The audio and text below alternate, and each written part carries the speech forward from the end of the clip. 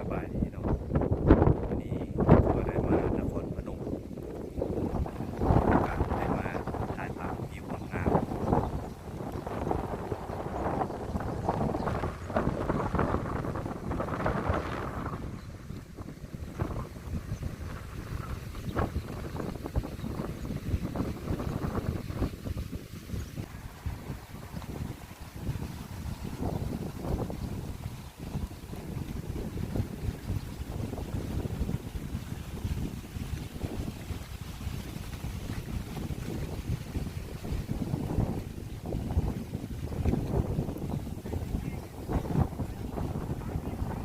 นี่เป็นฝั่งนครพนมเนาะ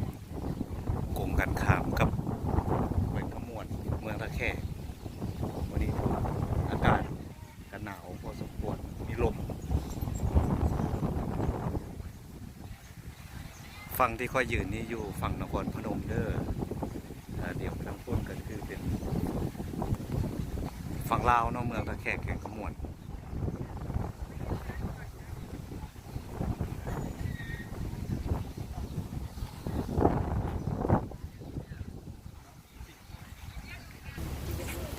มากับทีมงานเนาะทีมงาน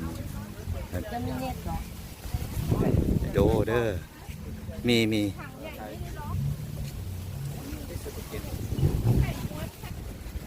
จะมีเครื่องขายของเนาะเครื่องเป็นทีละหนึ่งยามหนาวเด้ก็ต้องใส่หมวกอุ่นๆเฮาฮักนครพนมลานคนเมืองบอกแม่นเลยเนาะ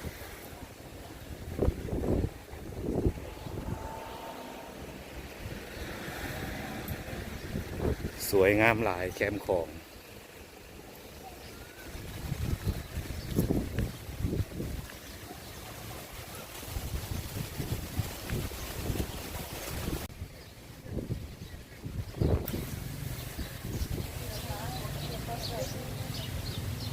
เป็นเสือเนาะอยู่แคมป์ของ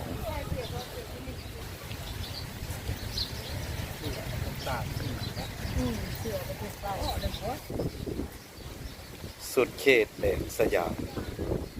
เมืองนครพนมเมืองท่าแขก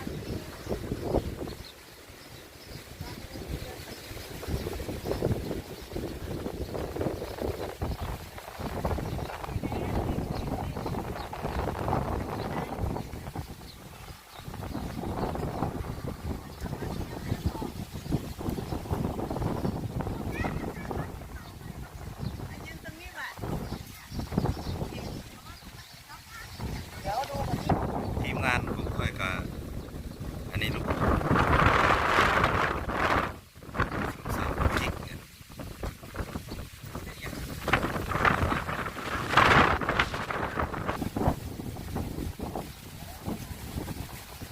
งามหลายเนาะแคมป์ของทางฝากนครพนมเลี้ยวไปเบื้องที่เห็นทุนเป็นฝั่งลาวเมืองท่าแขกมวน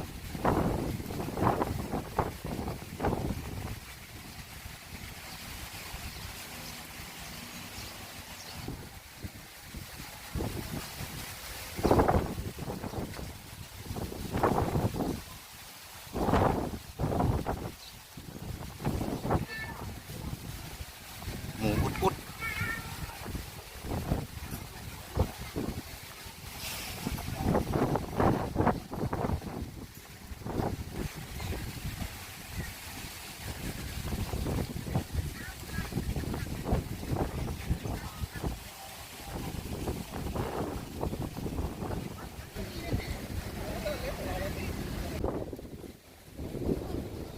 ลานพญานาคเนาะแถวนี้ถือว่าวิวงามดีเนาะ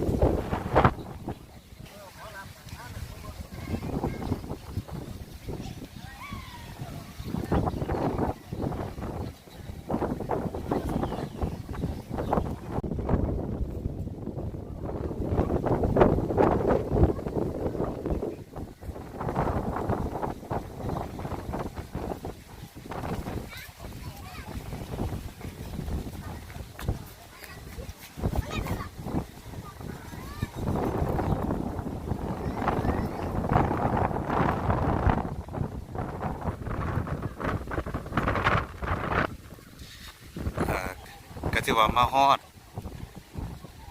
ที่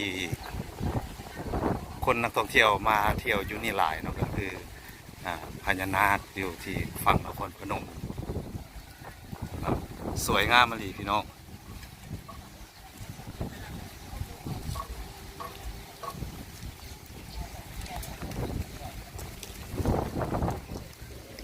ที่ศักดิ์สิทธิ์ ชาองค์พ่อของพญาศรีสัตนาคราชนะคะขออภัยในความไม่สะดวกนะคะดอกไม้ทุกเทียนบูชาแล้วเดินไปด้านที่